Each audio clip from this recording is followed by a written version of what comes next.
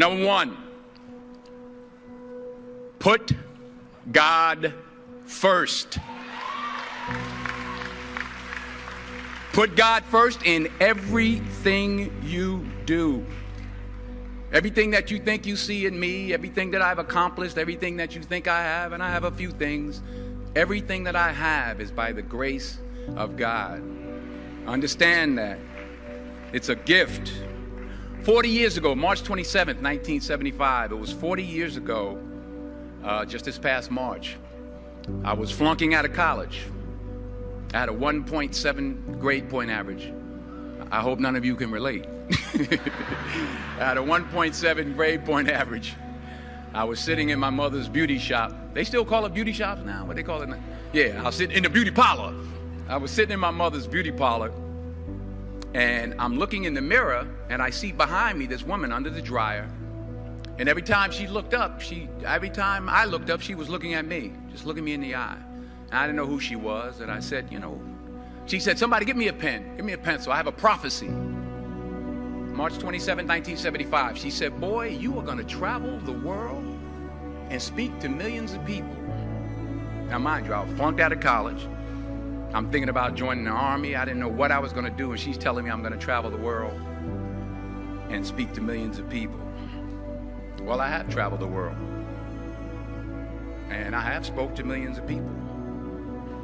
But that's not the most important thing, the success that I had. The most important thing is that what she taught me and what she told me that day has stayed with me since. I've been protected, I've been directed, I've been corrected. I've kept God in my life, and it's kept me humble. I didn't always stick with him, but he always stuck with me. So stick with him in everything you do. If you think you want to do what you think I've done, then do what I've done and stick with God. Number two, fail big. That's right.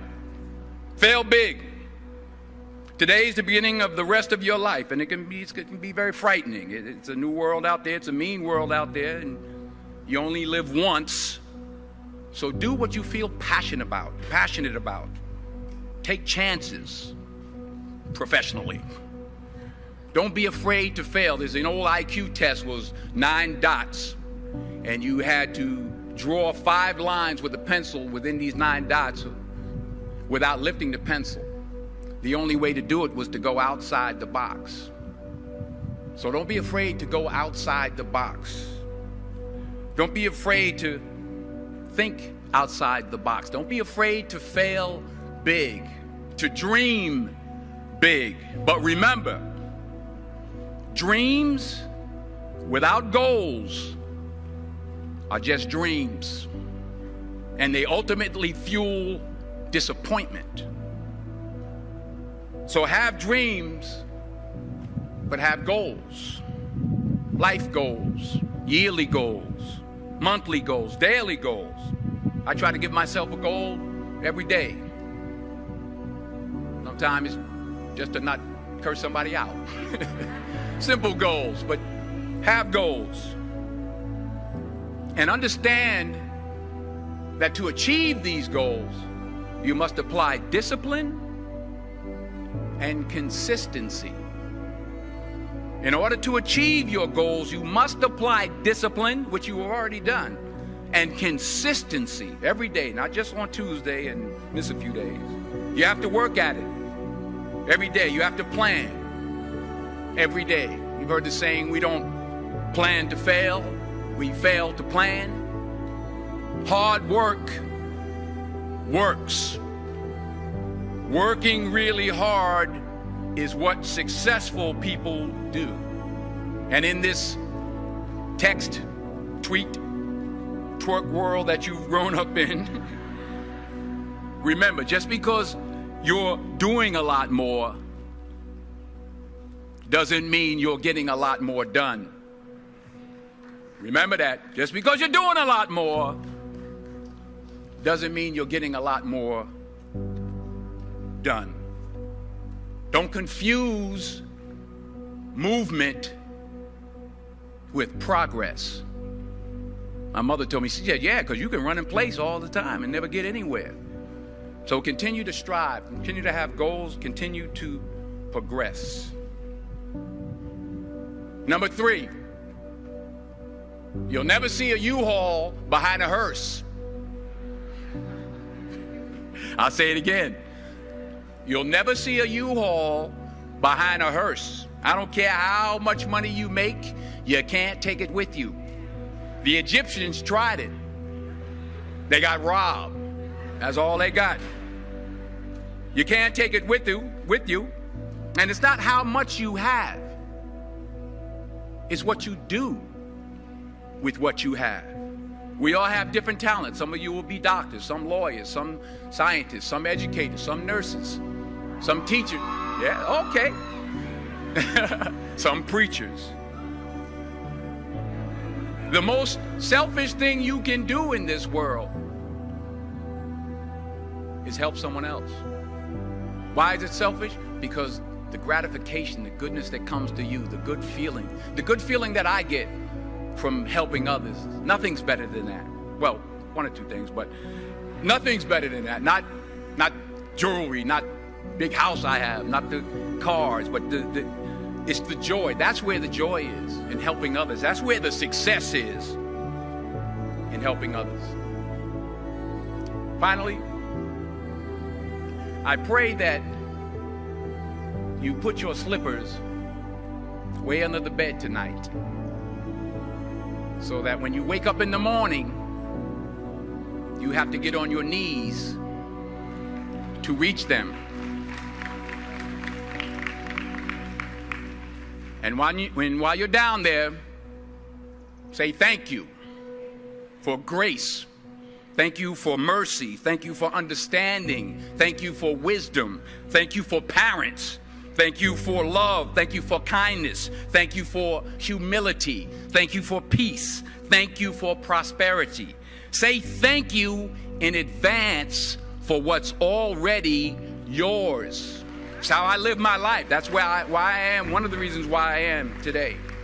Say thank you in advance for what is already yours. True desire in the heart for anything good is God's proof to you, sent beforehand to indicate that it's yours already. I'll say it again. True desire in the heart, that itch that you have, whatever it is you want to do, that thing that you want to do to help others and to grow and to make money, that desire, that itch, that's God's proof to you, sent beforehand already to indicate that it's yours. And anything you want good, you can have. So claim it. Work hard to get it. When you get it, reach back. Pull someone else up. Each one, teach one. Don't just aspire to make a living. Aspire to make a difference. Every failed experiment is one step closer to success. You've got to take risks, and I'm sure you've probably heard that before, but I want to talk to you about why that's so important. I got 3 reasons, and then you can pick up your iPhones. First, you will fail at some point in your life. Accept it. You will lose. You will embarrass yourself. You will suck at something. There's no doubt about it. And I know that's probably not a traditional message for a graduation ceremony, but hey, I'm telling you, embrace it, because it's inevitable. And I should know. In the acting business, you fail all the time. Early on in my career, I auditioned for a part in a Broadway musical. Perfect role for me, I thought, except for the fact that I can't sing. So I'm in the wings, I'm about to go on stage, but the guy in front of me, he's singing like Pavarotti. He's just, and he's just going on and on and on. And I'm just shrinking. I'm getting smaller and smaller. So they say, oh, thank you very much, and you'll be hearing from us. So I come out with my little sheet music, and it was Just My Imagination by the Temptations. That's what I came up with. So I hand it to the accompanist, and she looks at it and looks at me and looks out at the director and is like, all right. So I start, you know, I'm going to sing. I'm like, it's just my imagination once again, and then coming away with me. And they're not saying anything, so I'm thinking I'm getting better. So I just start getting into it. It was just my imagination. Running. They say, oh, yeah, thank you very much, Mr. Washington. Thank you. So I assumed I didn't get the job. But the next part of the audition, he called me back. The next part of the audition is the acting part of the audition. So I'm like, hey, okay, maybe I can't sing, but I know I can act. So they pair me with this guy, and again, I didn't know about musical theater. And musical theater is big, so they can reach everyone all the way in the back of the stadium. And I'm more from a realistic, naturalistic kind of acting where you actually talk to the person next to you. So I don't know what my line was. My line was, well, hand me the cup. وفي الأخير نقول لك لا تنسى الضغط على زر الإعجاب والاشتراك في القناة لتتمتع بأفضل الفيديوهات في العالم. شكرا لك على المشاهدة وإلى اللقاء.